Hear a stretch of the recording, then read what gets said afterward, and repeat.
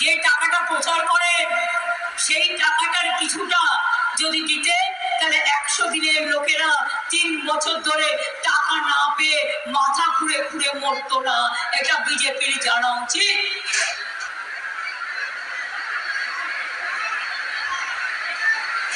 আপনারা জানেন এরা 100 দিনের কাজের টাকা দেয়নি, বারবার বলা সত্ত্বেও দেয়নি। যখন তখন আমরা আপনাদের কথা দিয়েছিলাম, চিন্তা করবেন না, আমি দেখে দেব, এবং 100 দিনের লোকেদের যে টাকা পাওনা ছিল 69 লক্ষ ফ্যামিলিকে আমরা সেই টাকাটা পৌঁছে দিয়েছি। ইয়েস অর নো, দিয়েছি কি দিইনি বলুন? আমরা দিয়েছি। বাংলা 100 দিনের কাজে প্রথম, বাংলা স্কিলে প্রথম, বাংলা স্মল স্কেল ইন্ডাস্ট্রিতে প্রথম, বাংলা ই গভর্নেন্সে প্রথম, বাংলা মাইনরিটি স্কলারশিপে প্রথম। তাও হিংসায় জ্বলছে আর লুচির মতো ফুলছে, রোজ মিথ্যে কথা বলছে আর ধাওতা করছে আর বাংলার নামে বদনাম করে যাচ্ছে। গতকাল বিজেপির দ্বিতীয় নেতা, যিনি প্রধানমন্ত্রীর বড় দাতা, তিনি কাল মেমারিতে বলে গেছেন ওরা টাকা দেয় না, কারণ এখন আবার নতুন করে ভোট বদলেছে। আগে বিজেপির লোকেরা বলতো কেন ভোট দেবেন ওদের বলুন তো? বিজেপির লোকেরা বলতো 100 দিনের কাজে বাংলাকে টাকা দেবে না, বাংলার বাড়ি টাকা দেবে না। রোজ মোদীবাবু প্রচার করছেন সব ঘর কো পাকা বাড়ি বানা দেগা। আমি বললাম 11 লক্ষ লোকের লিস্ট পড়ে আছে, 3 বছর ধরে একটা লোককে করে দিলে না, আর আজ বলছো মিথ্যে কথা। আবার সেই 15 লক্ষ টাকার মতো সব লোক को घर देगा, पर आपको घर ছাড়া पहले मीन्स गोदी ছাড়া होना चाहिए। ঘর ছাড়া তো তোর কাউকে করে না, এবং সেটা আমরা করছি না। আমি गोदी ছাড়া होना चाहिए। 100 দিনের কাজ আপনি দেবেন না বাংলাকে, তো আমার দরকার নেই। আমি কর্মশ্রী করে দিয়েছি, 50 দিনের কাজের গ্যারান্টি দিয়ে দিয়েছি। মানুষ জব কার্ড হোল্ডাররা 50 দিনের কাজ পাবে, যদি কেউ করতে চান 60 দিনও পাবে। টাকা রাজ্য সরকার দেবে। আমরা বিজেপির ভরসায় থাকি না, আমরা কারো দালালির ভরসায় থাকি না। বাংলা নিজে পায়ে দাঁড়িয়ে নিজের ছেলে মেয়েদের রক্ষা করবে, আমার গরিব মজদুরদের রক্ষা করবে। বারবার করে গেছি দিল্লি, বারবার বলেছি দয়া করে গরিব লোকের বাড়িগুলো ছেড়ে দিন। বাংলার বাড়ি কেন আটকে রেখেছেন? আমি প্রধানমন্ত্রীকে 3 বার মিট করেছি, রাজ্যের স্বার্থে আমার অফিসারদের পাঠিয়েছি। তারা বলেছে অফিসারে মিট করে সেটেল করবে, আজ পর্যন্ত করেনি। আপনারা কি জানেন এই গভর্নমেন্ট যদি আবার আসে, এনআরসি করলে আপনাদের সবাইকে বিদায় করে দেবে। আপনারা আপনাদের বিদায় চান না বিজেপির বিদায় চান? জিজ্ঞেস করুন না, তোমাদের যে মন্ত্রী আছে সে কেন অ্যাপ্লাই করেনি খেতে? কারণ যেই আপনি অ্যাপ্লাই করবেন আপনি বিদেশি হয়ে গেলেন, অনুপ্রবেশকারী হয়ে গেলেন। আর 3 নম্বর ইউনিফর্ম সিভিল কোড।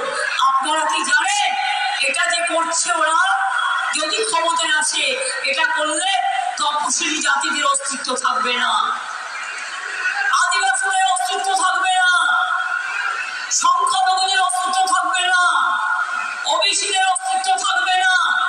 এমনকি আমরা যারা হিন্দু ধর্মেও রামকৃষ্ণকে বিশ্বাস করি, স্বামী বিবেকানন্দকে বিশ্বাস করি, আমরা গান্ধীজিকে বিশ্বাস করি, নেতাজিকে বিশ্বাস করি, রবীন্দ্র নজরুলকে বিশ্বাস করি, বিরসা মুন্ডাকে বিশ্বাস করি, পঞ্চানন বর্মাকে বিশ্বাস করি, আমরা বিশ্বাস করি আমাদের মোহাম্মদ, আমাদের মৌলানা আবুল কালাম আজাদকে, বাবা সাহেব আম্বেদকরকে, কারো অস্তিত্ব অস্তিত্ব থাকবে না।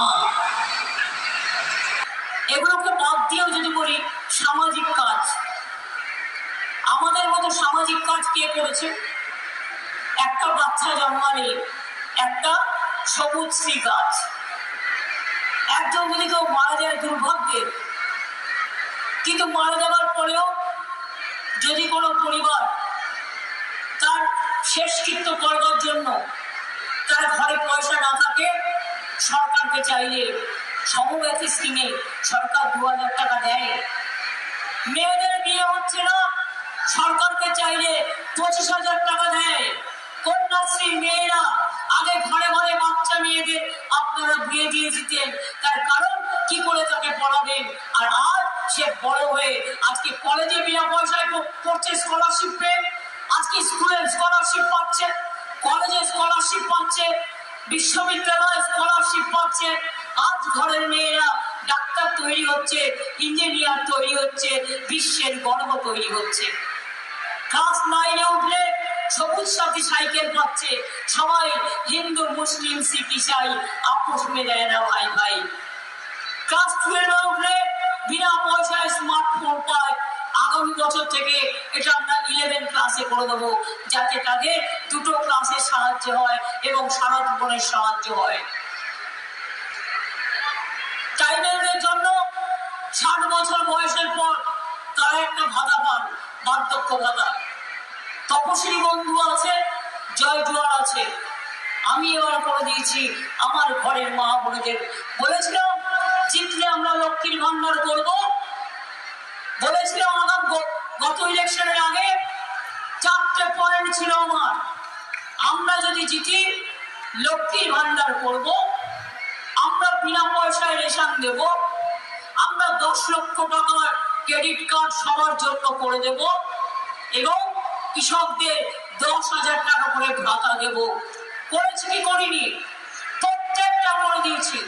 কি মা লক্ষ্মীরা আম্মারা জানেন তো আপনাদের টাকা বেড়েছে,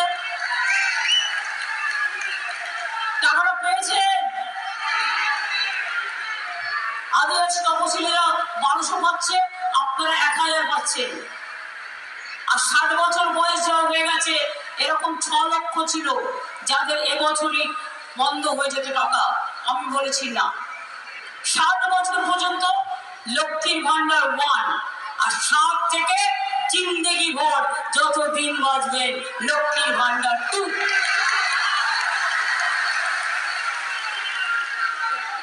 অনেকে বড় বড় কথা বলে, আরে করে দেখাও।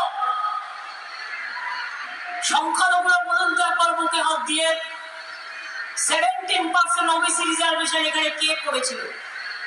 আমরা আসার পর তার মধ্যে 97% সংখ্যালঘুরা ঢুকেছেন কি ঢুকেননি। এবং তারপরে আপনাদের ছেলে মেয়েরা আজকে ইঞ্জিনিয়ার হচ্ছে, ডাক্তার হচ্ছে, WBPS হচ্ছে, WBCS হচ্ছে, IAS হচ্ছে, IPS হচ্ছে। আমি দেখে গর্ববোধ করি যখন আমার ট্রাইবেল ভাই বোনেরা IAS তৈরি হয়, IPS তৈরি হয়। এদের জন্য অনেক সুযোগ করে দেওয়া হয়েছে। এখন থেকে জেলায় জেলায় যোগ্যশ্রী ক্লাস হবে, একটা করে সেন্টার। যারা ডাক্তার হতে চান, যারা ইঞ্জিনিয়ার হতে চান, যারা অন্যান্য এডুকেশনের ট্রেনিং নিতে চান, বিনা পয়সায় সরকার তাকে মদত করবে, তাকে পড়ানোর ব্যবস্থা করবে, যাতে আগামী দিন জেলার ছেলেমেয়েরা অনেক ভালোভাবে বড়ভাবে তারা মানুষ তৈরি হতে পারে। এইভাবে কৃষক থেকে শুরু করে কৃষকদের শস্য বীমা, কেন টাকা? আমরা এই টাকা কোন রকম কৃষকের জমি নষ্ট হয়ে গেলে, জলে নষ্ট হলে, পোকায় কেটে দিলে সঙ্গে সঙ্গে আমরা হেল্প করি। কৃষক বীমা আমরা টাকাটা দিই যাতে কৃষকদের জমিটা রক্ষা হয়। মনে রাখবেন, কৃষকদের জমি যে মিউটেশন হয়, মিউটেশন ফি দিতে হয় কৃষি জমি বিক্রির ক্ষেত্রে, সেটাও আমরা তুলে দিয়েছি। আচ্ছা, একটা কথা বলুন তো, ভুলে গেছেন সবাই? আগে একটা সার্টিফিকেট জোগাড় করতে, এমনকি নিজের ক্যারেক্টার সার্টিফিকেট জোগাড় করতো, সার্টিফিকেট অ্যাটাচ করতে দৌড়ে দৌড়ে বেড়াতে হতো। আর আজকে আপনি নিজে নিজেকে সার্টিফাই করছেন, আপনাকে কোথাও যেতে হচ্ছে না। কারো কাছে যেতে হচ্ছে না। অর্থাৎ আপনার অধিকার আপনাকে দিয়ে দেওয়া হয়েছে। আপনি ভুল বললে দায়ী থাকবেন আপনি, আর আপনি সঠিক বললে এটা আপনার অধিকার।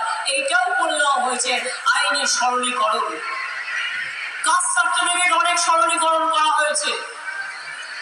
কেউ কেউ একটু দুষ্টুমি করে, আমি আপনাদের কথা বলছি না, যারা এই কাজটা করে আমরা ধরেছিও কয়েকজনকে।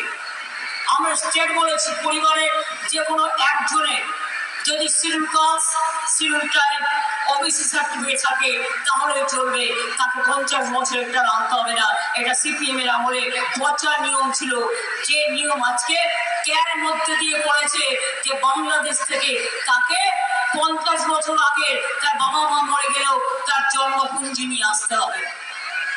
এটা সম্ভব নয়। তাই বলছি এনআরসি চান? এই তোমরা একটু জোরে বলো, অত রোদ্রে দাঁড়িয়ে আছো, ঠিক তো? কে চাও? কি মায়ের আপনারা কে চান?